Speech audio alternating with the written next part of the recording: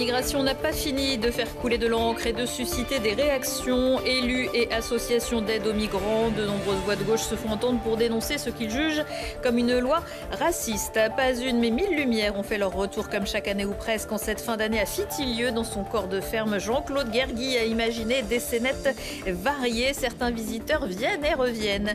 Et à presque 65 ans, le conservateur du musée de Grenoble quittera son poste à la fin de l'année. 21 années de passion au service de l'art et des artistes, mais aussi des visiteurs, grenoblois et pas que.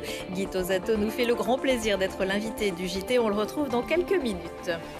Des sourires quand même en cette fin d'année grâce à la passion d'un habitant de Fitilieu qui depuis 23 ans perpétue la tradition de Noël avec sa ferme aux 1000 lumières. Il reproduit des scènes de films, de livres et religieuses et accueille gratuitement des visiteurs à la tombée de la nuit. Suivez Les Étoiles du Berger avec Lina Badreddine.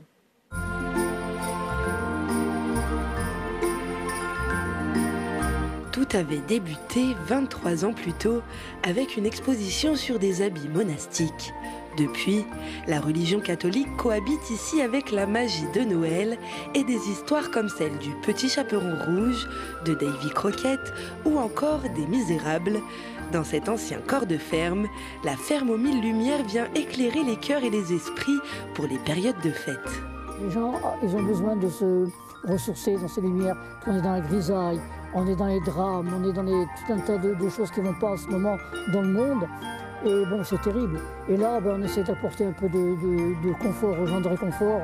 Et les parents, à la période des fêtes de Noël, ils disent à leurs enfants, si vous êtes pas sages, vous n'irez pas à la ferme aux lumières. C'est magique. Ah oui, c'est... On a plein les yeux. Ah oui, c'est...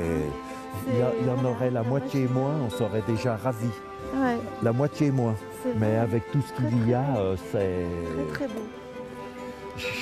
Ça laisse un peu sans voix, on ne peut pas décrire à sa juste valeur. Pour tout installer, les préparatifs débutent dès le mois d'août avec, pour le clou du spectacle, la crèche et les rois mages en résonance avec le côté religieux de la fête de Noël, mais toujours dans un univers enchanteur. Et quand les gens viennent, ils arrivent dans la scénette, là, tout de suite, on sait à quoi s'attendre. Par rapport aux personnes qui viennent, c'est très rigolo.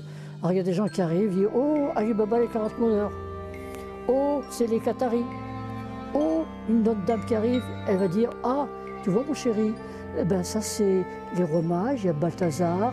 Voilà, on voit, il y a tout un cocktail de personnages, de personnes, et c'est ça qui est fabuleux, quoi. » Et ce sont environ 15 000 visiteurs qui viennent admirer ce spectacle féerique chaque année.